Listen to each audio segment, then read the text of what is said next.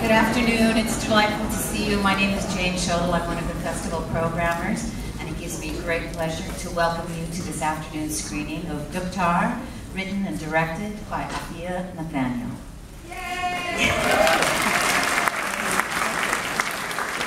This film is eligible for the Grove People's Choice Award. There's two ways that you can vote. You can put your ticket stub in any of the boxes in the lobby, or you can go online to our website, and there's a place for you to put your ticket number in there with the film of your choice.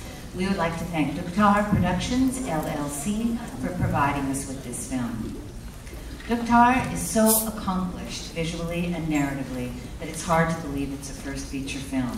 But it is that, and it clearly announces the arrival of a strong new voice on the cinematic scene. We're very pleased to have the opportunity to have a Q&A after the screening, but here to say a few words beforehand is writer-director Afia Nathaniel.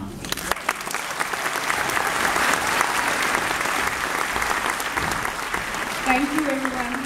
Thank you for having us, Jane. Thank you, Toronto. We had our very first public screening last night, and it was magical for us. So thank you for being here tonight as well as a second follow-up screening. We're very happy to announce we got sold out. All 3 screenings got sold out, so it's very special.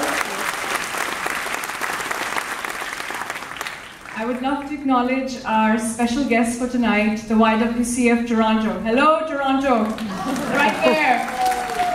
And I just want to acknowledge YWCA because the genesis of this film really began when I was working for the YWCA. I heard this story of a mother who kidnaps her 2 children and heads for the road for a new life. And this image was stuck in my mind. I couldn't let go of it, so I wrote a film, and I wanted to make this film. So the journey that began at the YWCA has come a full circle. So welcome everybody, and without further ado, enjoy, and we'll be at the Q&A afterwards. Thanks. Thank you.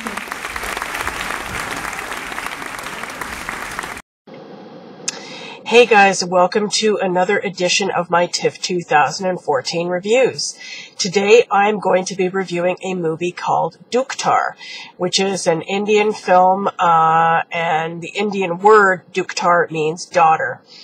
And it's directed by a first-time director, a woman named Afia Nathaniel. She was there at the intro. I got some intro footage for you, which you've already seen. When I read about this movie in the program book, it sounded really, really good, really, really compelling story. And I was expecting like a really, really kind of gut-wrenching, very, very emotional movie.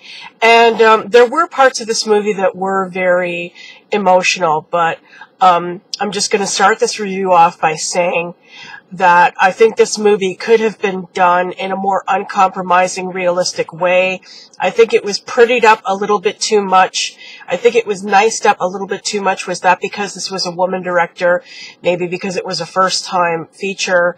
I don't know. But anyway, the basics of the story are that this movie is set in Pakistan. I'm not sure if this is present day or in the past. You couldn't really tell. But anyway, this woman is married to this like older man who turns out to be the one of the tribe leaders in the area. I'd say she's in her like maybe early 40s, and he looked to be like in his 60s. And she has this really, really cute, spunky, vivacious young daughter, maybe 9 or 10 years old, named Zainab. And so they live in this area in Pakistan. He is the tribal leader, and they're at war with this other tribe that's, I guess, in a neighboring region. And so this war has been going on for I don't know how many years, and all these people have been killed. So at the beginning of the movie, the man that this woman is married to goes to meet with the other tribal leader to kind of make a truce, to kind of work things out. And this guy says to him, well, there's only one way that we can work this out, and that's by making an alliance, and that's through a marriage. And he's like, okay, well, that sounds like a good idea. So who's going to be married, and who are they going to be married to? And he says, well, your daughter is the one who, we want to, be eligible for marriage. And he says, okay, to who? And he says, to me. And this is another older warlord in the same age range, like in the, 60s or whatever. So the father says, oh, she's just a child. She's only like, 9 or 10 years old. But he tells him, like, this is the only way to work this out. And so the guy agrees to this, the father agrees to this, and he goes back home and he tells his wife, you know, I've promised our daughter to this man, and she is like, you know, horrified, obviously, to hear this.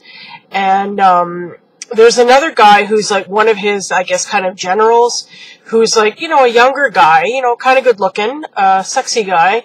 And he's like eyeing her all the time, and he tells her, you know, if it worked for, you know, your husband, you know, I would have married you, I would have proposed to you, and all this stuff. And he's like, well, if you're ever a widow, I'm going to make you mine, and all this stuff. And she's looking at him like, you know, she's scared of him. She does not like this guy. So anyways, so her husband tells her, yeah, I promised our daughter to this neighboring warlord. This is how we're going to end this, you know, war between our two, you know, tribes. And I guess she kind of like, goes along with it on the surface, but she's thinking underneath, like, there's no way I'm going to allow this, because this had been going on for generations. She had been promised to this warlord by her parents and her grandmother and this and that, and this goes on in these countries all the time, right? In these third world countries, women are used for barter. You know, they're not considered human beings. They're considered assets, I guess, or just property. You know, you're not treated as a human being.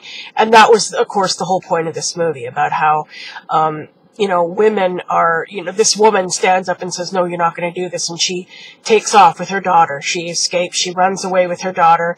And then these people are trying to track her down and find her and all this stuff. And, so anyway, she goes on the road, you know, she's pulling her daughter along, and then they sneak onto this huge truck, which was the coolest truck I've ever seen. It was like this huge semi-truck, but it was like completely decked out in all these like vibrant Hindu colors and tassels and designs. It looked like a moving Indian painting or something. It was amazing. It was fantastic. And this truck driver is like this young, cute guy, this young, handsome guy. I guess more the woman's age, the mother's age in the story. So, you know, that was another thing, right? You know, it was just kind of like, you know, too cutesy, you know, for me. Like, you know, she hitches a ride. Her and her daughter hide out on the roof of this guy's truck, and he finds them. And at first he's all like angry, and he says, you know, get out of here, like, get off my truck, you know, this isn't your father's property or whatever, this and that. And then she's like begging him, like, please, please, you can't just leave her here, because they're in the middle of this like Indian wilderness. And that was one of the things about this movie that was just unbelievable, was the scenery. I mean, these mountains and the desert, and just the landscape was just so breathtakingly beautiful. I mean, just especially the mountains. There were mountains all over the place. You know, they're driving through these like sort of like these, reminded me of like, you know, LA, like, you know, the coastal highway with like the mountains on one side, and then you've got like the ocean on the other. Only in this case it was desert on the other side. It was just like that. It was like just absolutely breathtakingly beautiful scenery. So I really enjoyed that. But anyway, so they're hiding out on the roof of this guy's truck. He finds them. At first he's all like, you know, get out of here. I don't know, you know, this, you don't belong here. But then she pleads with him, you know, please, please, please, like, you've got to help us. My daughter is sick. At first that's what she says. And so he agrees, and he agrees to take them, you know, a certain way. And then she confesses to him, like, this is who I am. And he's like, oh, like, at first he's like, you know, I'll drop you off, and that's it. But then, he, you know, just all of a sudden, he just, you know, kind of goes with the situation, which is one of the things that I did not like about this film. I did not find it realistic. I mean, I know that the woman who made this film was probably trying to be hopeful and positive, but, you know, the fact is that women in these countries live horrible, horrible lives. I mean, you know, you read these stories in the paper all the time. Women getting raped, women getting murdered, women getting kidnapped, women getting just slaughtered. Like, I mean, this happens all the time. And, you know, the fact that this guy would discover her on the roof of his truck and then find out that she's married to this tribal lord, that her daughter has been promised to this warring lord, and that he knows everybody is looking for them, and he just agrees to, like, do it. No, I did not buy that. I mean, I think any man in that country who would have found her would have had no problem just completely abandoning her to her fate and leaving her there. I just did not buy the fact that he was so helpful, like voluntarily helpful, you know what I mean?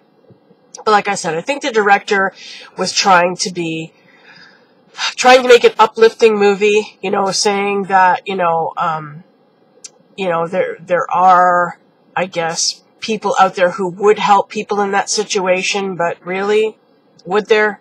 I don't know. I mean, maybe, I suppose, but I just did not buy it. I did not buy it. But I definitely, sympathized with the theme of the movie and what the director was portraying in this, about how these women, the situations these women are in, how they have no rights, how when they're children, they're just like, offered up to as chattel for these men. These men who make these wars, they're the ones who start the wars, and then the women are used to help settle the wars. It's so ironic and so unjust and so disgusting.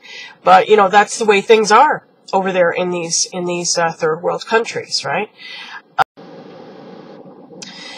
Another thing I wanted to say about this movie that was very, very important thematically was that another thing it was about was, the love for a mother for her child, and how she will do anything. She will put her own life in peril and her own life in danger to save her child. I mean, we've all heard those stories about how, a woman who sees her child under a car will, just suddenly, get all this like strength and just actually lift the car, off her child. This movie was about that. It was about this woman knowing that if she ran away from her situation, that these people would be chasing her, these people would be following her and tracking her down, and would definitely kill her for having the gall to run away from her fate and all that stuff. That was another thing that was very important about this movie, and that I thought was a really, really poignant, part of the film, was about this mother's, like saving her daughter or attempting to save her daughter from this fate. And so that's another thing. She was talking in her intro, which you saw, about how she had based this movie on a story she had read about a woman who had had kidnapped two of her children, I guess, to get them out of a similar situation. So, this was based on a true story, I guess, and, I just, I didn't really, I could not buy the positivity she was trying to push here. I'm sorry, I guess I'm too much of a cynic, too much of a realist, I don't know, but, it wasn't a bad movie, definitely. It was, I'll give it one of these, I'll give it a wave, definitely not a bad movie, but I would not give it like a raving thumbs up or anything either. It was definitely watchable, entertaining. The acting was fine. No problem with the acting. I just found it a little bit unrealistic and a trifle cliched at times. But again, this is a first-time director, so, I'm sure in the future, we'll see better efforts from her. Not that this was a bad one, but I'm just saying, I wasn't, did not fall completely in love with this movie. But I do appreciate what she was trying to do here. And, the kind of issues that she is wanting to draw attention to, by making this film. So I definitely applaud her for that. And I think it was a great first effort. I think it was very, very well done and beautifully photographed, beautiful music, beautiful Indian music in it that I really enjoyed. It was a gorgeous film, and, there you go. There's my review of DUKHTAR. So tomorrow I'm only seeing one movie again, and that's at 5 p.m. And, this one sounds really, really, really, really, suspenseful and cool. It's a movie about identity theft called I'm Not Lorena. This woman gets her ID stolen and it just creates total havoc in her life. So that should be very good. I'm seeing just that one tomorrow. But then next week, like from Monday to the rest of the festival, my pace is going to really pick up. I'm seeing like 2-3 films per day. So you'll be seeing a lot more reviews from me. Okay, so I hope you guys enjoyed this, and I will see you tomorrow for my next review of TIFF 2014. Thank you for watching. Bye for now.